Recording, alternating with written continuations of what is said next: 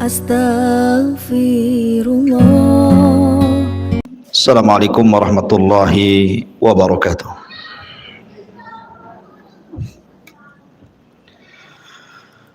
Alhamdulillah wassalatu wassalamu ala Rasulillah wa ala alihi wa sahbihi wa mawalah wa la hawla wa la quwata illa billahi wa ba'du. Qala Allahu azza wa jalla ya ayyuhalladzina amanu taqullaha haqqa tuqatih wa la tamutunna illa wa antum muslimun. Wa qala sallallahu alaihi wasallam man salaka tariqan yaltamisu fihi ilma sahhalallahu bihi tariqan ilal jannah.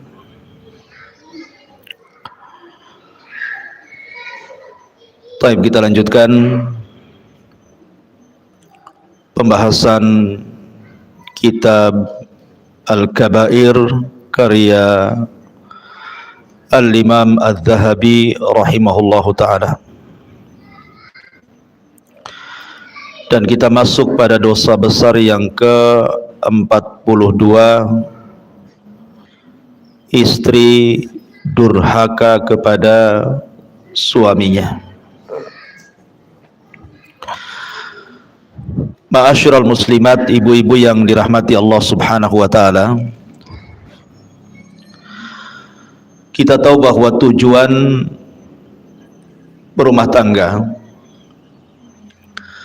adalah menciptakan dua perkara. Pertama, mawaddah, dan yang kedua, rahmah.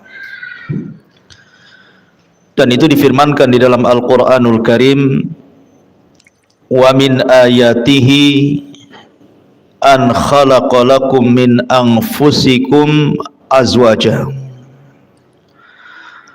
litaskunu ilaiha wa ja'ala bainakum mawaddatan wa rahmah inna fi dzalika laayatin liqaumin yatafakkarun. Dan dari tanda-tanda kuasa Allah, ayat-ayat Allah, Allah subhanahu wa ta'ala menjadikan kalian itu berpasang-pasangan. Ada suami, ada istri. Tujuannya adalah wa ja'ala bainakum mawaddatan wa rahmah, agar Allah subhanahu wa ta'ala jadikan kepada kalian itu mawaddah, saling mencintai, wa rahmah, saling memberikan kasih sayang sesamanya. Dan itu sebuah tanda kekuasaan Allah bagi orang-orang yang mau berfikir. Ini tujuan orang berumah tangga, maksudnya di dunia. Adapun di akhirat tentu tidak lain dan bukan tujuan berumah tangga itu untuk meraih sorga. Karena tujuan rumah tangga itu bukan segala-galanya, tetapi wasilah. Ibarat kapal, kalau seandainya mengarah ke sorga, naik di situ. Tetapi kalau kemudian mengarah ke neraka, turun dari situ. Karena rumah tangga itu wasilah dari wasilah amal soleh menuju sorga. Itu di akhirat. Tapi di dunia, tujuan rumah tangga itu supaya tenang hatinya karena adanya rasa cinta dan juga kasih sayang di antara pasangan suami istri. Nabi Adam alaihi salatu wassalam ketika diciptakan oleh Allah subhanahu wa ta'ala, Allah subhanahu wa ta'ala tinggalkan Adam di sorga. Dan sorga kurang apa, Bu? Semua ada di sorga itu. Mala ainun ra'at wala udhunun sami'at wala khatara ala qalbi bashar. Kenikmatannya tidak pernah dilihat mata, tidak pernah didengar telinga, bahkan terlintas pun tidak, saking nikmatnya kehidupan sorga itu. Makanya orang itu ingin tinggal di sorga. Tetapi ketika Adam hidup sendirian di sorga, sorga yang demikian luar biasa nikmatnya membuat Adam takut. Karena hidup sendirian masalahnya. Makanya kemudian ketika Adam alaihi salatu wassalam tertidur, kemudian terbangun, rupanya di sampingnya ada pasangannya Hawa. Kemudian Adam bertanya kepada Hawa, siapa kamu? Man anti, siapa kamu? Maka Hawa mengatakan, saya Hawa. Disebut Hawa karena Hawa dicipta dari zat yang hidup, dari tulang rusuk Adam yang paling atas, yang paling bengkok sebelah kiri dekat jantung. Kemudian Adam bertanya lagi kepada Hawa, kamu diciptakan dari apa?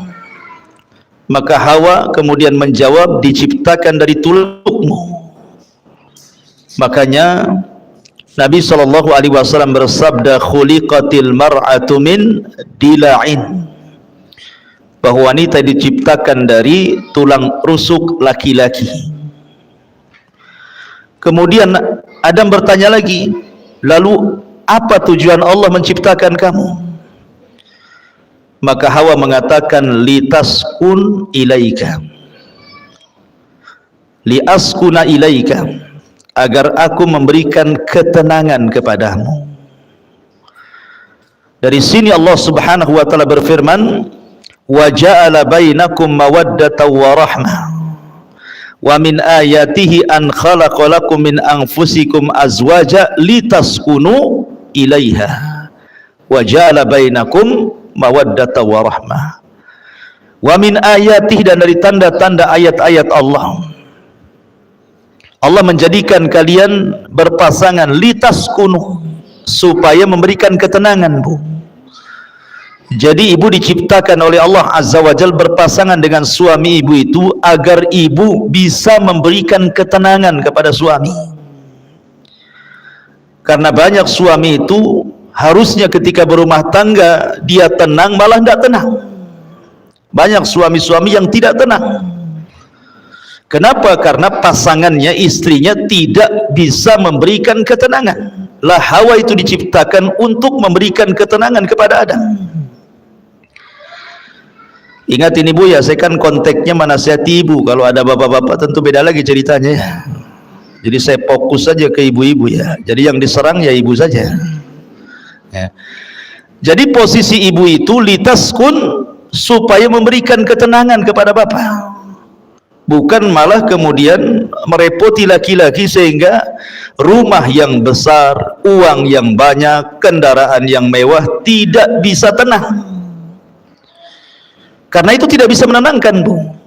Harta sebanyak apapun laki-laki itu, mobil seindah apapun, uang sebanyak apapun, tanah seluas apapun, kalau di sampingnya tidak ada wanita, tidak akan tenang. Dan lebih tidak tenang lagi kalau wanita yang diharapkan ketenangannya tidak menenangkan. Makanya posisi ibu itu harusnya memberikan ketenangan. Jangan sampai kemudian menjadikan suami tidak tenang. Apa yang harus dilakukan oleh ibu? Wa ja'ala bainakum mawaddatan wa rahmah. Coba ciptakan rasa cinta. Macam mana suami cinta dengan saya, macam mana suami sayang dengan saya. Itu kan rahasianya ada di ibu, tidak perlu diajarkan. Karena begini Bu, laki-laki itu ada sisi emosi. Saya selaku laki-laki merasakan, laki-laki itu ada sisi egoisnya, ada sisi emosionalnya. Yang bisa mengerem itu hanya agama. Tetapi kalau kita melihat suami-suami yang ada di umum sana yang kurang pendidikan agamanya, maka terkadang rumah tangga itu jadi pelampiasan, Bu.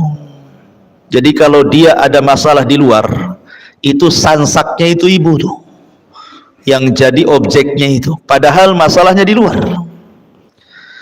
Sampai ada kisah seorang laki-laki menceraikan 5 wanita sekaligus. Pernah dengar bu? 5 wanita sekaligus, 4 istrinya, 1 istri tetangganya. Gimana caranya itu? Kok bisa menceraikan istri tetangganya? Jadi laki-laki ini dia ada masalah di luar, mobilnya mogok, kendaraannya tidak sampai ke perusahaan, dia sudah emosi itu dengan mobilnya. Ketika dia emosi, telepon pula istri pertamanya, omongannya nggak enak. Akhirnya dia berjanji untuk menceraikan istrinya, pulang dia. Sampai di rumah, mana istriku yang pertama? Datang istri yang pertama, kenapa kau ngomong begini begitu? Anti talik, saya ceraikan kamu. Satu tuh kena cerai. Datang istri keduanya, kaget. Bang, salah apa istrimu tuh? Kenapa kau ceraikan dia? Bertakwalah kau kepada Allah. Marah lagi, namanya lagi emosi bu. Dipanas-panasi makin emosi. Oh kalau gitu kau ceraikan juga kau katanya. 2 lah diceraikan. Datang lagi istri ketiganya. Kemudian ketika melihat 2 istri diceraikan, a'udzubillah, aku berlindung kepada Allah. Kenapa kau ceraikan 2 orang itu? Kamu juga ingin cerai? Aku ceraikan juga. 3 lah tuh. Datang istri keempatnya mengatakan, bang, kau sudah ceraikan 3 istrimu, sekarang tinggal aku. Ceraikan juga aku. Akhirnya diceraikan. Oh kau minta cerai juga? Anti talik, kalau gitu ku ceraikan juga kamu. Datang istri tetangganya, dengar kan, kok ribut-ribut. Ketika melihat laki-laki itu, kata istri tetangganya, a'udzubillah, hei fulan, aku berlindung kepada Allah, bagaimana bisa kau menceraikan dalam sekejap 4 istrimu? Lagi emosi bu. Oh kalau gitu saya ceraikan kamu sebagai wakil suamimu kalau suamimu mengizinkannya. Datang suaminya, aku izinkan katanya. Coba bayangkan. 5 perempuan dicerai dalam satu waktu. Itulah kisah seorang laki-laki menceraikan 5 istri itu gara-gara emosi bu. Artinya begini bu, dalam kondisi apapun ibu tidak tahu suami itu ada masalah apa di luar. Makanya kenapa seorang wanita itu digunakan atau difungsikan oleh Allah untuk memberikan ketenangan. Lihat Khadijah ketika Nabi SAW dalam kondisi ketakutan, kemudian dia datang kepada Khadijah dan mengatakan, dassiruni, dassiruni, selimuti aku, kata Rasul. Maka Khadijah pun menyelimuti Rasul dan masuk dalam selimut itu juga. Kenapa kemudian Rasul minta diselimuti? Karena salah satu yang bisa menenangkan itu selimut bu.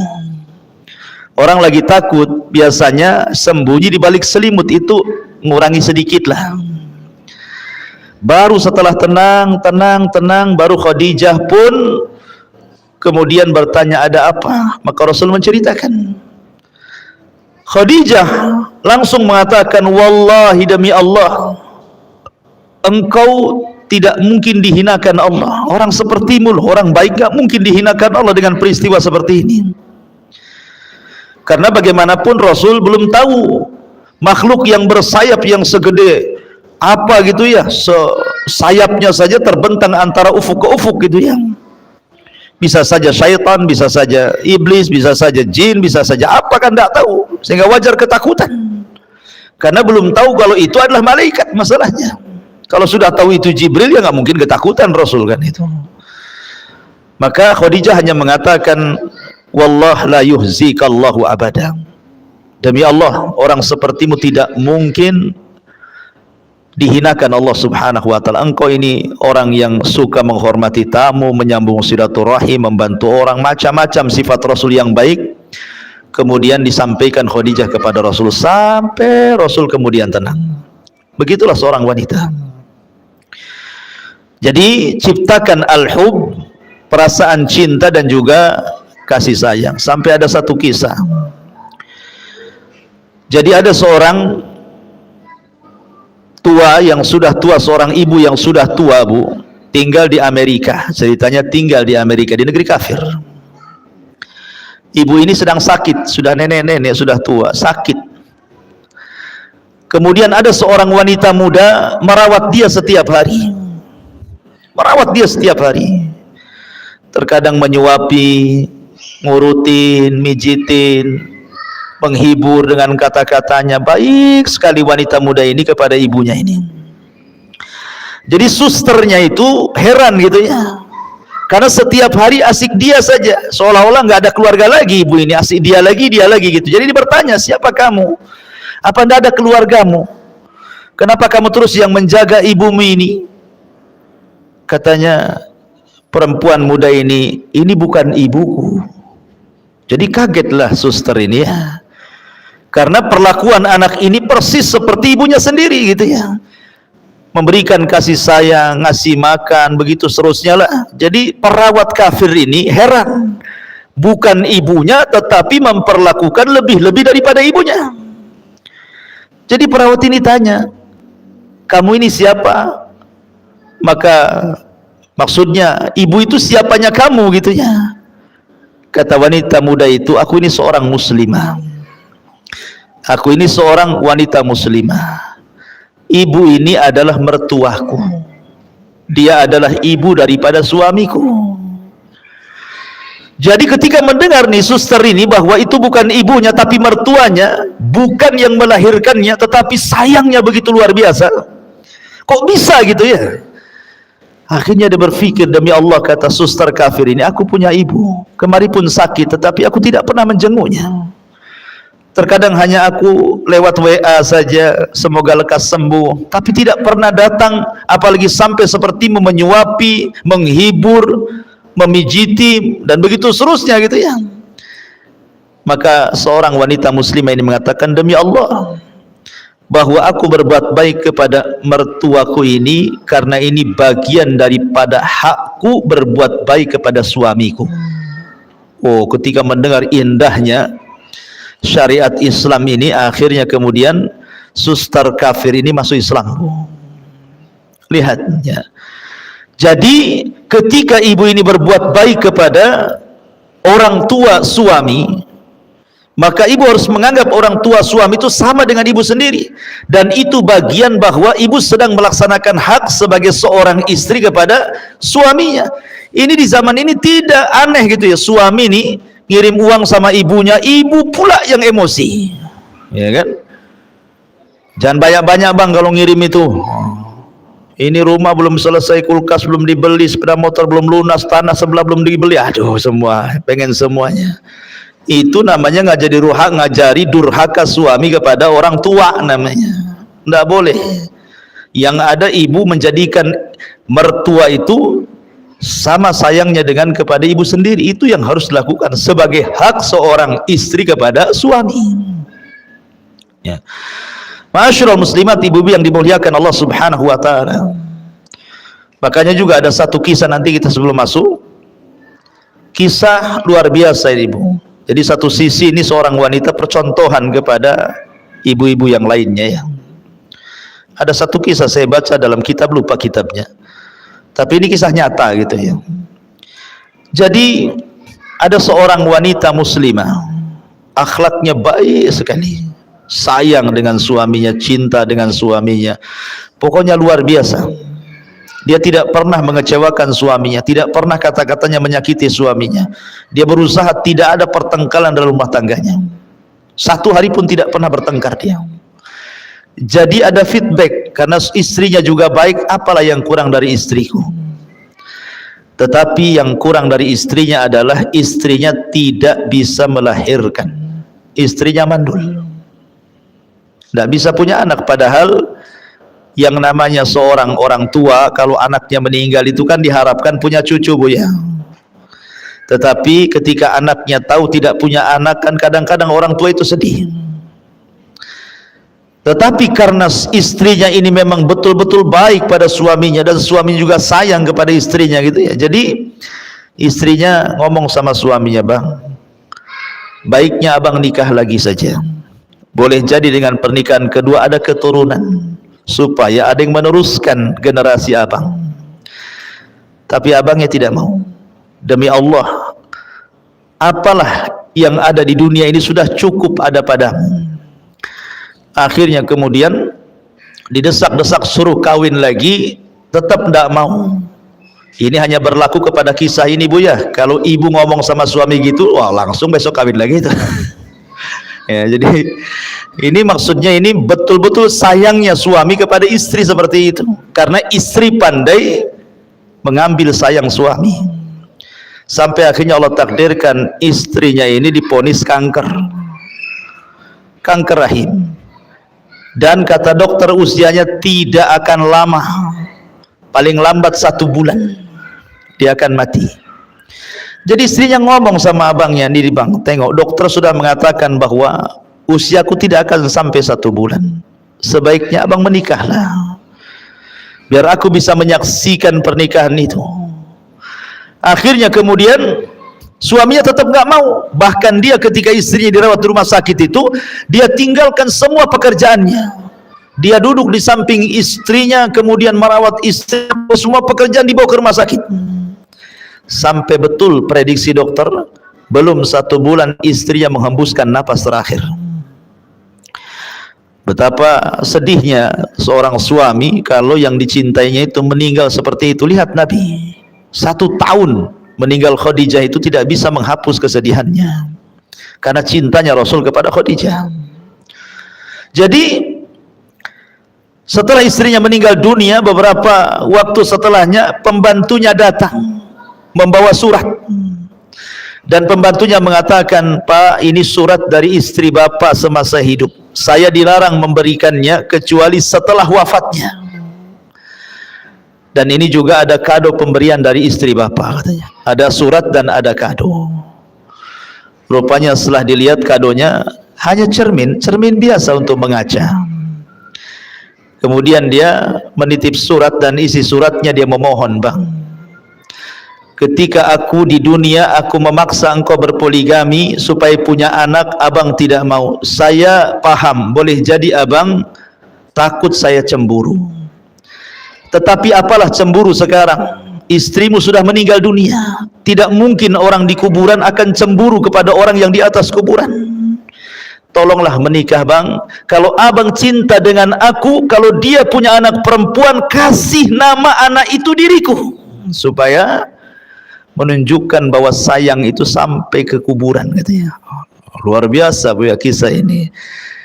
Kayak sinetron aja, Ustaz. Enak kali kalau punya kisah kayak gini ya. Tapi tidak mustahil kok bisa dilakukan seperti ini kalau istri itu pandai menciptakan mawaddah warahmah.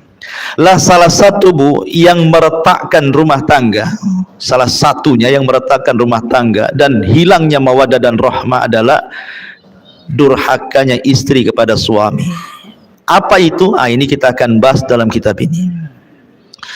Allah Subhanahu wa taala berfirman, wallati takhafuna nusuzahunna fa'idhuhunna wahjuruhunna fil madhaji' wadribuhunna fa in ata'nakum fala tabghu 'alaihinna sabila innallaha kana 'aliyan kabira. Perempuan-perempuan yang kamu khawatirkan akan nusuz. Nusuz itu selingkuh, melakukan perbuatan-perbuatan keji dalam rumah tangga. Tidak mesti selingkuh beneran dengan laki-laki, tidak. Bisa saja dia melawan dengan kata-katanya, bisa saja melawan dengan perbuatannya sehingga menjadikan suami marah dan emosi. Maka tugas suami fa'idhuhunna, pertama memberikan nasihat kepada istrinya. Wahjuruhunna fil madhaji, tidak bisa diberikan nasihat, pisah ranjang. Kalau wanita berakal, ketika suaminya saja tidak mau menyentuhnya, itu sudah sakit hati, Bu. Kalau wanita itu berakal, ketika suami tidak mau menyentuh, apalagi tidur di tempat lain, istri di atas, suami di bawah atau lain kamar, itu sudah sakit hati. Tapi wanita zaman sekarang akalnya sudah nggak ada. Nggak apa-apa, tidurlah sana, katanya. Kadang-kadang wanita seperti itu ya. Wadribuhunna, kalau masih nekat juga, ndak mau sadar juga, ndak mau minta maaf juga, maka suami boleh memukul sebagai simbol itu akhir daripada nasihat. Maka boleh seorang suami menceraikan. Kalau sudah dipukul, fa in ata'nakum, kalau memang istrinya taat lagi, bertobat lagi, fala tabghu alaihinna sabila, maka tidak boleh mencari jalur cara untuk supaya rumah tangganya retak. Innallaha kana aliyan kabira, karena Allah zat yang maha tinggi lagi maha besar. Di sini ada kata-kata wallati takhafuna nusuzahunna, dan wanita-wanita yang kamu khawatirkan akan nusuz. Jadi Nabi SAW ketika mengatakan bahwa ada wanita-wanita yang nusuz, memang kenyataannya banyak wanita-wanita itu yang nusuz, baik dengan ucapan atau dengan perbuatan, dan yang banyak adalah dengan ucapan. Yang paling banyak nusuz seorang istri itu ucapan istri kepada suami. Makanya ketika Nabi SAW diperlihatkan tentang neraka, apa kata Rasulullah? Ittala'tun narah, aku diperlihatkan neraka, kata Rasul.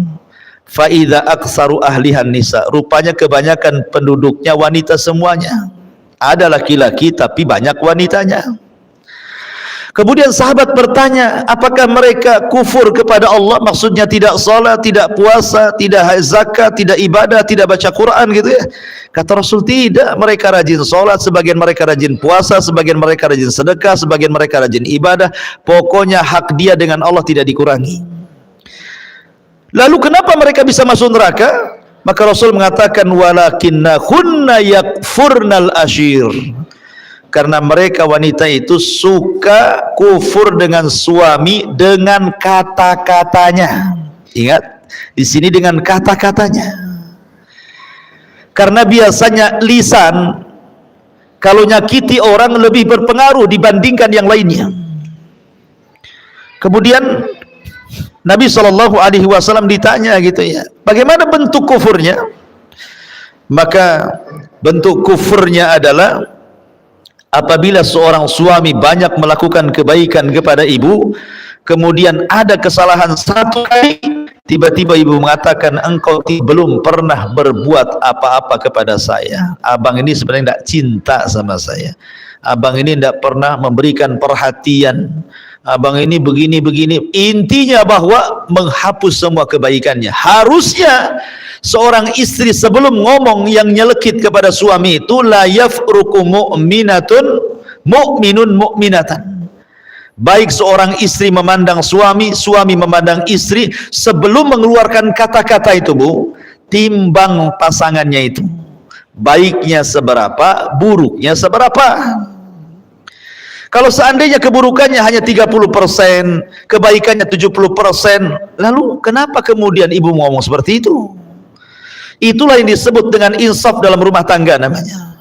Insaf dalam rumah tangga itu sebelum ngomong, timbang-timbang dulu. Suami ini lebih banyak baiknya atau lebih banyak buruknya gitu loh. Supaya seimbang rumah tangga, dan disitulah kemudian suami akan tenang karena ibu yang memberikan ketenangan. Lah di sini Nabi SAW mempertegas lagi apa yang dimaksud nusuz di sini.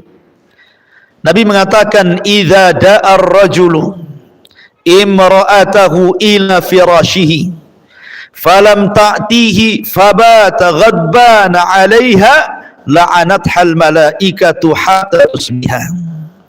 Apabila seorang suami mengajak istrinya ke tempat tidur, tetapi sang istri menolaknya, sehingga sang suami marah-marah sepanjang malamnya dongkol, maka para malaikat akan melaknat ibu tersebut atau istri tersebut sampai datang waktu subuh.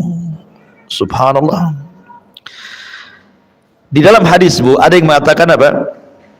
Idza tazawwaja ahadukum faqad istakmala nisfa dini. Apabila seorang itu menikah, berarti seseorang sudah mendapatkan separuh agama, kan gitu ya. Ibu dapat separuh agama, bapak pun dapat separuh agama. Apa yang dimaksud separuh di sini? Separuh agama yang dimaksud dalam rumah tangga adalah kebutuhan biologis. Ya Ibu ya. Jadi separuh agama itu artinya kebutuhan biologis. Karena kalau orang tidak berpasangan, tidak punya istri atau tidak punya suami cenderung maksiat kepada Allah Azza wa Jalla.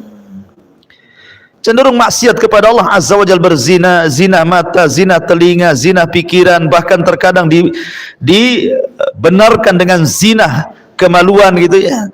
Tetapi ketika kemudian seseorang menikah, semua terjaga. Dari sinilah makanya apabila seorang wanita atau laki-laki kemudian menikah, maka separuh agama sudah ibu dapati dan separuh agama suami sudah dapati. Kenapa? Karena sudah terpenuhi hajat biologisnya, sudah terpenuhi ya. Jadi separuh agama itu ada hubungan suami istri. Makanya kalau seandainya seorang wanita kemudian diminta oleh suaminya kok menolak gitu kan, makanya kenapa syariat Islam itu sampai betul-betul mengutuk wanita itu, sampai diutus malaikat yang khusus melaknat. Jadi ada malaikat-malaikat tubuh yang diutus oleh Allah, dia kerjanya yang laknat saja, melaknat orang. Dia nggak ada lagi kerjanya malaikat itu. Dia tugasnya hanya melaknat, mengutuk. Nah itu saja. Dan salah satu malaikat itu yang suka melaknat dan mengutuk itu akan mencari ibu-ibu di malam hari. Siapa yang suaminya dongkol gara-gara ibu, siapa yang suaminya marah gara-gara ibu, gara-gara hubungan ranjang, maka malaikat itu akan terus mengutuk-ngutuk ibu walaupun ibu sedang tidur sampai subuh. Bayangkan kalau Allah takdirkan ibu tidak bangun lagi tuh, ibu meninggal dunia sementara sedang dikutuk-kutuk malaikat, apa jadinya tuh ya. Makanya di sini kenapa kemudian Imam Zahabi rahimahullahu taala memasukkan durhaka kepada istri dalam bab hubungan suami istri yang khusus itu bagian daripada dosa besar. Dalam riwayat yang lain, idza batatil mar'atu hajiratu firasha zawjiha la'anathal malaikatu. Apabila sang istri semalam menjauhi tempat tidur suaminya, maka para malaikat akan melaknatnya. Maksudnya kalimat menjauhi ini Bu, bisa secara hissi, bisa secara maknawi.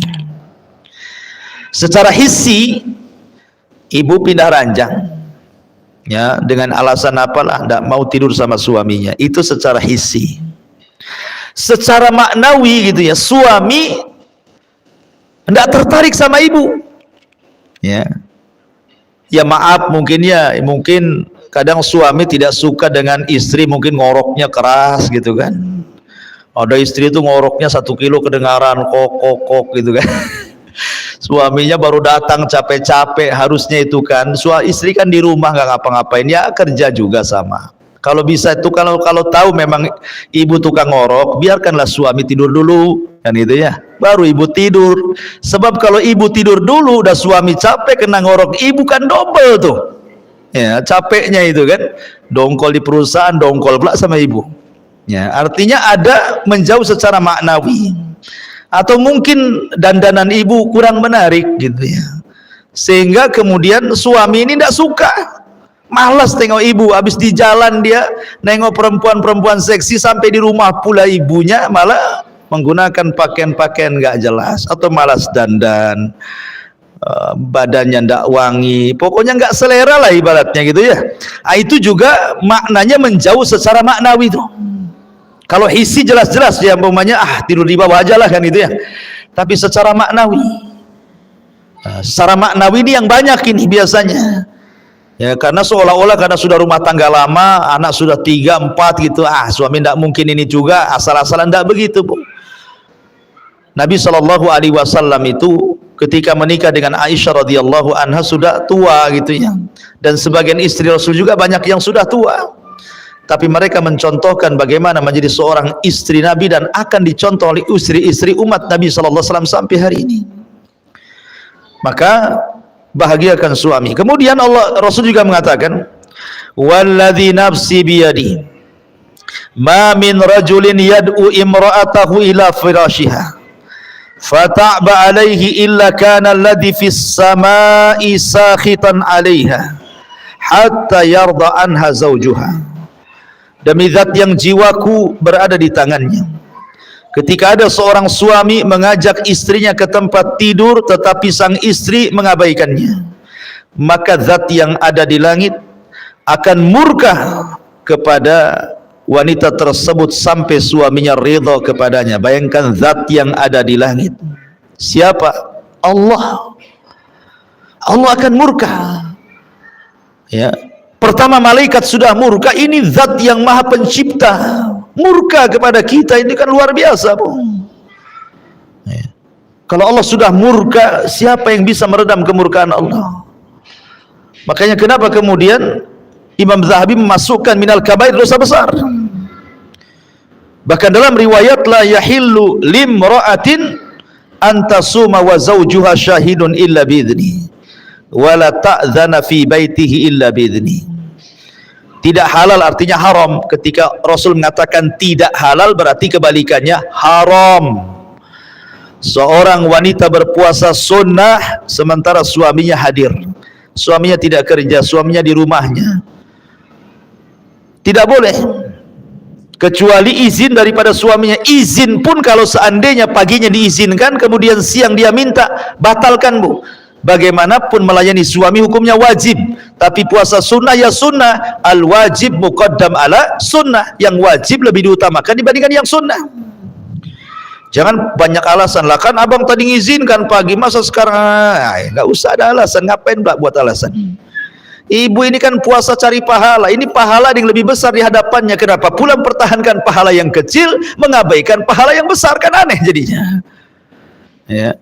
Nah, itu juga sebuah perhatian, karena sekali lagi bahwa salah satu tujuan berumah tangga itu menciptakan kebahagiaan, dan 50%-nya bicara tentang biologis hubungan suami istri. Ya.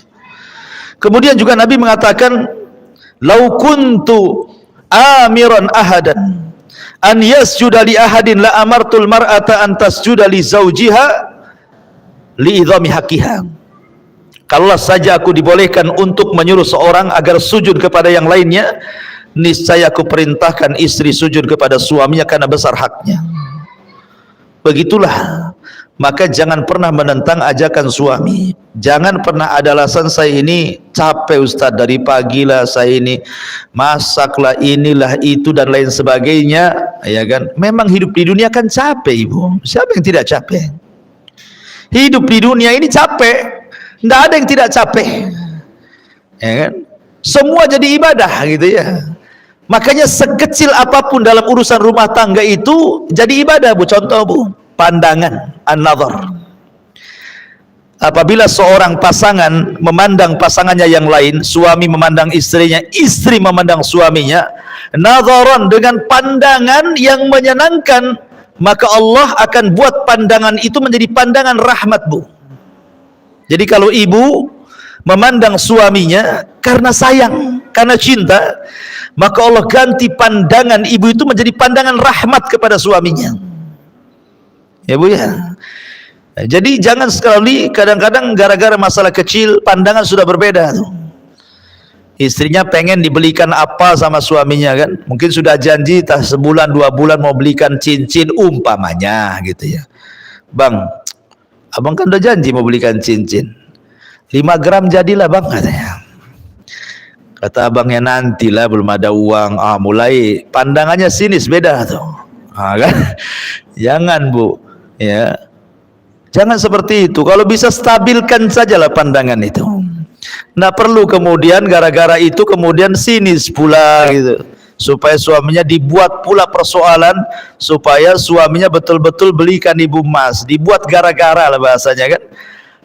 Jadi mandang saja pahala. Apalagi kalau lebih daripada itu, turun dari pandangan ke lisan, senyum. Senyum ini terkadang pengaruhnya lebih besar dibandingkan bicara, Bu. Ya. Senyum itu bisa lebih besar pengaruhnya dibandingkan orang bicara, merayu. Ya. Tetapi senyum itu pengaruh luar biasa. Saking berpengaruhnya senyum itu, sampai Rasul mengatakan, loh, tabassumuka li akhika sadaqah. Senyum kamu kepada saudaramu itu dianggap sedekah. Loh, bagaimana kalau seorang istri senyum kepada suami? Tidak pernah senyum terus, kan enak, Bu, kalau orang senyum terus. Ya, kayaknya suami itu kayaknya tenang, kayak pengen pulang terus. Walaupun merasa salah itu kalau nengok senyum istrinya itu tenang, Bu. Ya. Tapi kalau ibu sudah menampakkan apa namanya wajah seramnya ya, gimana suami akan tenang? Senyumlah walaupun ada masalah, senyum. Terkadang aneh, ada seorang istri lagi masalah dengan suaminya. Tiba-tiba ada telepon dari kawannya. Sempat-sempatnya dia tertawa dengan kawannya di saat dia sedang bermasalah dengan suaminya. Padahal tertawa dan senyum kepada kawannya dalam telepon itu dibuat-buat karena hatinya dia sedang dongkol gitu loh. Kalau dia bisa membuat senyum pura-pura kepada kawannya seolah-olah tidak ada masalah, kenapa tidak bisa buat pura-pura senyum kepada suaminya, Bu? Kan gitu ya? Kan aneh jadinya. Kok sama orang bisa pura-pura, kok sama suami tak bisa pura-pura gitu ya? Buatlah senyum pura-pura, ada apa-apa senyum pura-pura. Masalahnya gini Ustaz, saya kalau senyum-senyum kepada suami apa kau katanya? Ada apa? Ya karena ibu jarang senyum. Jadi kalau ibu senyum, suami udah deg-degan tuh jadinya. Ini jangan-jangan ada maunya nih kan gitu ya. Nah, tapi kalau orang senyum terus kan nggak curiga suami itu. Ini jarang senyum, sekali senyum pasti ada apa-apa tuh di balik senyum tuh. Makanya apalagi kalau tambah daripada pandangan senyum sampai kepada kata-kata, sampai kepada perbuatan. Maksudnya perbuatan itu ibu menyenangkan suami, betul-betul menyenangkan gitu ya. Mampu menjaga badan, mampu menjaga badan. Ini enggak gitu ya. Makin bulan kok makin tambah lah beratnya ini. Timbangannya sampai jarumnya nggak ada lagi angkanya. Ya, jadi jagalah penampilan, jaga pakaian, jaga semuanya, nggak masalah. Saya sudah tua Ustaz, nggak ada agama itu, nggak ada tua, nggak ada muda. Ya, agama itu semua sama. Ya, mau tua, mau muda, mau baru kawin, mau sudah lama kawin, semua sama. Karena inti rumah tangga itu adalah mencari redha. Sementara suami itu ibaratnya ibu bagi suami. Kalau keridhaan Allah itu di tangan seorang ibu bagi suami, maka keridhaan Allah bagi istri ada di tangan suami. Mana dalilnya? Lihat hadis selanjutnya. Ungduri aina anti minhu fa innahu jannatuki wa naru. Berkata Aman bin Muhsan, aku pernah menceritakan suamiku kepada Nabi SAW. Lalu dia mengatakan, kata Nabi SAW ketika dia mengatakan, bagaimana kondisimu dengan suamimu? Kata wanita ini, aku sudah berusaha keras membahagiakan suamiku kecuali apa yang aku tidak sanggup, kata wanita ini. Maka Rasul bersabda, lihatlah di mana posisimu di hadapan suamimu. Karena suamimu bisa menjadi sorgamu dan juga bisa menjadi nerakamu. Jadi yang menentukan sorga dan neraka seorang anak wanita itu, istri itu adalah suaminya. Beda dengan suami. Kalau suami yang menentukan sorga dan neraka ibunya, orang tuanya, karena haknya lebih besar dibandingkan kepada istri dan anaknya. Beda dengan istri, ya kan? Kalau istri yang lebih berhak kepada suami. Adapun orang tuanya nomor dua. Kalau suami orang tuanya nomor pertama, istri dan anaknya nomor kedua. Makanya di mukadimah saya katakan jangan ibu ajari suami durhaka kepada orang tua. Jangan. Laki-laki itu berakal, Bu, dia tahu bagaimana cara membahagiakan. Ya. Walaupun sebenarnya orang tua, dimanapun orang tua, Bu, ketika melihat anaknya sukses itu pasti dia senang. Dia senang. Terkadang ada sebagian orang tua itu tidak peduli dengan anaknya. Mau anaknya itu public figure, mau anaknya itu mungkin punya jabatan, punya pangkat, pemimpin. Kadang-kadang nggak peduli orang tua itu. Orang tua itu hanya menyokolahkan anak itu supaya anaknya jauh lebih baik dibandingkan orang tuanya. Apalagi orang-orang tua di desa yang tahu bahwa kita ini anaknya, gitu saja, nggak peduli ibu ini jadi apa di Batam ini, suami jadi apa, nggak peduli. Seorang tua itu di mana-mana hanya ingin diberikan kasih sayang kepada dia gitu ya dari anaknya. Maka ibu jangan ajari durhaka seorang anak kepada orang tuanya. Arahkan, ingatkan kalau perlu, Bu, Bang, gimana orang tuanya? Gimana? Udah dikirim belum? Udah ditelepon belum? Begitu ya. Dia didoakan belum itu kalau sudah meninggal, sedekahlah untuk orang tua abang. Begitu harusnya. Bukan ngalang-ngalangi gitu ya. Makanya penting sekali. Mungkin saya pernah cerita ya, saya dengar salah satu ustadz itu, Ustadz Pekanbaru kalau nggak salah itu, menceritakan tentang aduan seorang ibu kepada anaknya. Gara-gara anaknya itu dilarang-larang istrinya tidak boleh nelpon sama orang tuanya. Padahal anaknya ini sukses, secara dunia sukses. Jadi ibunya itu nelpon dari kampung. Assalamualaikum nak. Waalaikumsalam. Kata ibunya, nak, sudah lama hampir 1 tahun kau tidak telepon aku. Kata anaknya, iya bu, alasannya sibuk pekerjaan. Padahal istrinya yang menghalang-halangi itu. Kemudian ibunya yang mengatakan, ya sudah, yang penting kau sehat-sehatlah di situ dengan anak binimu. Kemudian 2 bulan selang ibunya telepon lagi, dengar berita bahwa anaknya bisa beli mobil. Oh, senanglah ibunya. Dia mengatakan, nah saya dengar kau beli mobil bagus. Kata anaknya, ya alhamdulillah, kau pandai menyenangkan anak istrimu. Lihat, orang tua itu di mana-mana, kalau dia berakal bu, ketika suaminya bisa menyenangkan anak istrinya, itu senang dia. Ya, beda dengan seorang istri apabila seorang suami menyenangkan orang tuanya, tidak senang. Ada istri yang kayak gitu tuh, tidak senang. Tapi kalau orang tua, kalau seorang suami sendiri menyenangkan keluarganya, senang dia. Kenapa? Punya anak yang bertanggung jawab. Kemudian ditelepon lagi gitu kan, nah saya dengar kau punya baru beli rumah gitu ya. Alhamdulillah, kau pandai bertanggung jawab. Akhirnya sampai kepada ceritanya mengagetkan karena rupanya istrinya ini suka dengan binatang, suka dengan anjing pula istrinya itu. Jadi suaminya belikan anjing lah, tak tanggung-tanggung, harganya 40 juta, beli dari Belanda lagi. Wah, banyak kali tuh, beli anjing saja 40 juta, impor lagi dari Belanda. Akhirnya terdengar sama ibunya, teleponlah ibunya, nah apa benar kau beli anjing 40 juta dari Belanda? Kata anaknya, betul bu. Dia nutup-nutupi istrinya.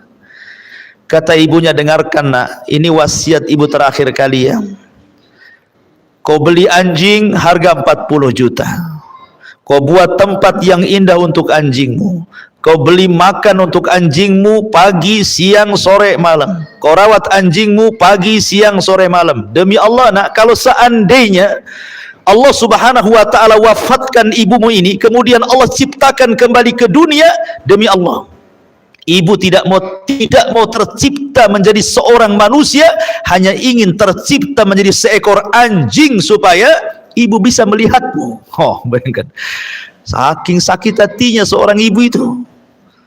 Ya, padahal doa seorang ibu itu 1 kali saja bu, 1 kali saja seorang ibu itu berdoa, kata Imam Syafi'i, itu sudah cukup, bisa membahagiakan rumah tangga anaknya. Tapi orang tua hari ini banyak mendoakan kebaikan orang tua, bukan hanya sekali, tapi tidak diijabah oleh Allah. Kenapa? Karena anak terlampau banyak menyakiti orang tuanya, sehingga doanya tidak diijabah. Padahal yang namanya orang tua kandung itu cuma 1 bu, ayah kandung pun cuma 1. Nggak ada ibu kandung, ayah kandung kedua, itu nggak ada ceritanya. Artinya bahwa kalau masih hidup dan dekat, kunjungi, ajak suaminya. Kalau jauh, telepon, seringlah telepon. Kalau memang sudah meninggal, ajak ke kuburannya, ziarah, kemudian berdoa, bersedekah, kan begitu. Lah harusnya istri mendorong-dorong suaminya untuk melakukan seperti itu. Kemudian Rasul mengatakan, la yanzurullah ila imra'atin la tashkuru li zawjiha wa hiya la tastaghni anhu. Allah tidak akan melihat kepada seorang istri yang tidak bersyukur kepada suaminya sedangkan ia masih membutuhkan suaminya. Dia butuh suaminya tapi dia tidak sayang. Ini wanita terlaknat kan ini. Dan yang terakhir, man kharajat min baiti zawjiha la'anathal malaikatu hatta tarji'a aw tahtub. Barang siapa seorang istri yang keluar dari rumah suaminya tanpa izin suami, maka para malaikat akan melaknat hingga dia kembali atau bertobat. Banyak istri gara-gara bertengkar dengan suami dia nggak sabar, akhirnya ditinggalkan suaminya, pulang ke rumah orang tuanya. Itu kan banyak tuh kasus-kasus kayak gitu, Bu ya. Dia tidak baca hadis ini. Ya, Allah laknat. Kalau ada permasalahan dengan suami, maka cobalah cari solusi berdua. Kalau tidak sanggup, maka libatkan keluarga, atau mungkin ustadz-ustadz, atau mungkin wejangan-wejangan dari tokoh-tokoh yang mungkin dekat dengan suami, atau bisa mendamaikan, atau bisa menenangkan. Yang jelas jangan terburu-buru keluar, apalagi tanpa izin suami. Itu ada masalah. Tidak ada masalah saja tetap dilaknat. Makanya biasakan, Bu, keluar ke tetangga saja, izin sama suami, walaupun suami lagi kerja, WA lah gitu, bang saya mau ke rumah tetangga gitu ya, minta izin, apa salahnya? Apalagi jauh, apalagi ada masalah ya. Maka ini harus diperhatikan dosa besar yang seperti ini, karena bagaimanapun itu penentu surga dan neraka ibu di hadapan suami. Wallahu a'lam bishawab. Ini yang bisa sampaikan, mudah-mudahan ada manfaatnya. Atau mungkin ada pertanyaan, silahkan kita buka tanya jawab.